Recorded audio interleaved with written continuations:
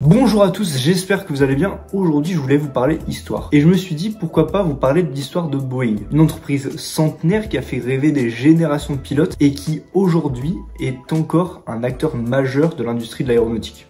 Notre histoire commence en 1908, lorsque sur un chantier naval, William Edward Boeing aperçoit un avion. Fasciné par ce qu'il voit, il veut en apprendre plus, et peu de temps après, apprend à piloter et s'achète même son premier avion, un hydravion Martin TA. Et cet avion, il le trouve chiant. Il le trouve chiant à entretenir, en plus il n'est pas très performant. Alors Boeing, il se dit qu'il peut mieux faire.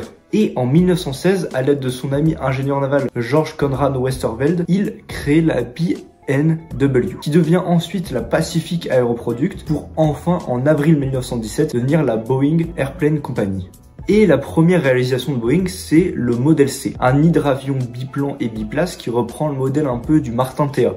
Et en 1917, c'est la Première Guerre mondiale et la marine américaine va acheter 50 de ces appareils pour entraîner ses pilotes et cela devient le premier succès de Boeing. Après la guerre, Boeing se diversifie rapidement et commence à créer des avions destinés au transport postal. En 1923, ils créent le modèle 40A et deviennent les premiers aux États-Unis à distribuer du courrier par voie aérienne. Et dans le même temps, avec le modèle 40A, ils vont transporter leurs premiers passagers. Et ils font un truc. Ils se disent, ça peut être intéressant, on pourrait peut-être créer un marché d'avenir sur ça. Et donc, ils décident de créer un avion entièrement dédié à cette activité. Le modèle 80, qui fut un succès pour l'époque. Après cela, Boeing se diversifie de plus en plus et dans les années 20, ils vont commencer à racheter un petit peu tout le monde, des fabricants, des petites entreprises comme Pratt & Whitney qui sont pas si petits que ça. Et il y a aussi des fabricants d'hélices ou des petites compagnies. En 1929, ils sont devenus beaucoup plus puissants et décident de changer de nom pour devenir la United Aircraft and Transport Corporation et obtiennent le monopole du secteur. L'UATC construit des avions, des moteurs, transporte du courrier, transporte des gens à travers différentes lignes aériennes et s'occupe même parfois de la gestion d'aéroports. Il roule sur littéralement tout le monde pendant 5 ans et les fondateurs deviennent très riches. Mais voilà, toutes les bonnes choses ont une fin et en 1934, le gouvernement il va leur mettre un gros stop. L'entreprise est devenue tellement puissante que le gouvernement va voter une loi interdisant aux constructeurs de cellules d'avions d'avoir des intérêts dans des compagnies aériennes. L'UATC est donc coupé en 3, Boeing reprend son indépendance, les compagnies aériennes restent entre elles pour créer United Airlines, et Pratt & Whitney, Sikorsky, Vought et Hamilton Standard restent ensemble pour eux créer United Aircraft. Malgré tout ça, Boeing rebondit assez rapidement et signe un contrat avec Pan American. En 1938, ils sortent le Boeing 314, le plus grand avion à l'époque destiné au transport de passagers, capable de transporter plus de 70 personnes en même temps. La même année, ils sortent le Boeing 307, un dérivé du B-17, qui devient le premier avion de ligne pressurisé.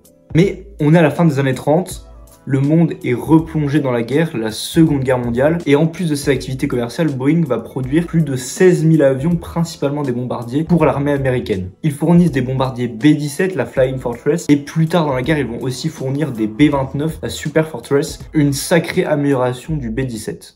Cette collaboration va encore continuer après la Seconde Guerre mondiale, pendant la guerre froide, et ils vont encore fournir des B-47 et des B-52. Et d'ailleurs, j'aimerais qu'on s'arrête 2 petites secondes sur le B-52. Parce que si on regarde un tout petit peu en détail cet avion, il y a un truc qui moi personnellement me choque, c'est le nombre de moteurs. 8. Ils ont mis 8 putains de moteurs sur cet avion. L'avion que l'on nomme la Stratofortress est équipé de 8 turboréacteurs. Le B-52 sort en 1952 et il est encore utilisé aujourd'hui et devrait l'être jusqu'en 2050, ce qui fait à peu près 100 ans de service. C'est juste immense. Bref, revenons aux années 50 et avec toute l'expertise que Boeing a acquérie pendant la Seconde Guerre mondiale, avec les bombardiers, ils sont aujourd'hui capables de sortir en 1958 le 707, l'un des premiers avions à réaction commerciale. Le nouveau-né de chez Boeing est aussi l'un des avions qui va démocratiser le jet dans le game du transport de passagers. Ils sortent peu de temps après, dans les années 60, le 720, le 727 et le 737. Et en 1970, Boeing va sortir l'un des avions les plus légendaires qui existent, le 747. Il est à sa sortie le plus grand avion commercial du monde et il est équipé d'un double pont qui lui permet de transporter jusqu'à 500 passagers. Il est capable de transporter donc plus de passagers que tous les autres avions à l'époque, mais en plus sur une plus longue distance, allant jusqu'à 15 000 km. Le 747 devient un rêve pour tous les pilotes et Boeing prouve sa supériorité dans le secteur. En revanche, cette même année, Boeing voit apparaître Airbus avec son A300 qui n'est pas encore très dangereux à ce moment-là mais qui deviendra beaucoup plus compliqué à gérer quelques années plus tard. En attendant, pendant les années 80, c'est toujours la fête chez Boeing. Il continue de s'agrandir avec le 757 et le 767. Les deux biréacteurs sont de grands succès pour le constructeur, mais c'est surtout le 747 qui va retenir l'attention. Il a les capacités d'un court courrier et peut atterrir sur des petits aéroports, mais il peut aussi faire des voyages transatlantiques, ce qui en fait un atout majeur pour les compagnies. Les années 90 sont elles aussi très chargées pour Boeing, qui voit en 95 arriver le 777, un avion qui devient incontournable pour toutes les grandes compagnies. Le 777 permet de transporter jusqu'à 400 passagers sur une très longue distance, mais en consommant beaucoup moins que le 747. En 1996, Boeing acquiert aussi Rockwell International pour ses activités de défense et d'aérospatiale, et en 97, ils acquièrent aussi McDonnell Douglas, un peu leur concurrent de toujours, et récupèrent eux aussi leurs activités de défense, venant compléter toutes leurs activités. Dans les années 2000, la guerre avec Airbus s'intensifie de plus en plus et ils sortent le 787, un avion qui à son tour devient un très grand succès. Son arrivée marque même le début d'une nouvelle ère parce qu'avec ses performances de gros porteur mais avec sa taille réduite, le 787 permet de créer quelque chose de nouveau, le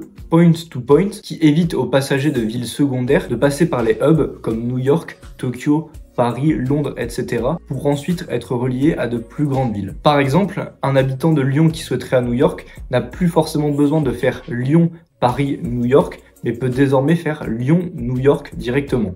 Enfin, ces dernières années, Boeing a sorti de nouvelles versions du 737 qui ont créé de très graves problèmes, mais c'est pas forcément ce dont j'avais envie de parler dans cette vidéo parce que il y a déjà beaucoup d'autres vidéos sur YouTube qui parlent de ce sujet et en plus les histoires sont assez récentes. Donc si vous voulez plus de détails sur ces sujets, il y a énormément d'autres vidéos sur YouTube qui vous donneront beaucoup plus d'informations sur les crashs et les différents problèmes qu'il y a eu.